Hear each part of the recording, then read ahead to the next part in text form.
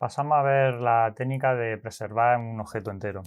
Imagínate que tienes un código como el siguiente en el cual hay varios valores que tienes que obtener para posteriormente llamar a un método y pasarlos como parámetros. Bien, el problema que tienes con esto es que cada vez que quieres llamar a este método tienes que llamar a esas dos líneas que hemos visto anteriormente o algo así de ese estilo, es un ejemplo simplemente. Tienes que hacer esas llamadas primero.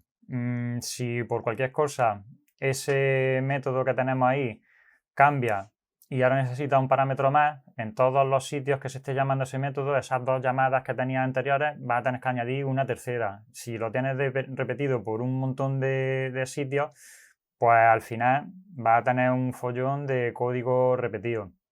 Lo suyo es que los datos que necesites para ese método te crees un objeto en el cual ese objeto sea el responsable de obtener los parámetros que necesita para ese método. Entonces, lo que vas a tener que hacer es ir eliminando esas llamadas que tenías anteriormente por todo el código, meter esas llamadas dentro de un objeto nuevo que te va a crear.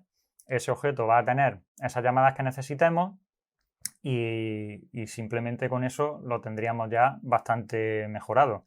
Una vez que hayas conseguido hacerlo y tenerlo en todos los sitios, pues ya sabes, tienes que ir eliminando el código que te va quedando, que es código muerto. Con lo cual al final acabarías pasando un objeto de este estilo. Si el día de mañana este método necesita, aparte de esa fecha inicial, fecha final, como hemos visto al principio del ejemplo, necesita un tercer parámetro, lo tendrías que tocar solo aquí y te serviría para todas las llamadas que haya ese método. De la otra manera, pues si hay un tercer parámetro, pues tendría las dos líneas que tenía al principio, pues una tercera más por cada llamada, por todas las veces que lo tenga en todo tu código, pues al final es un follón.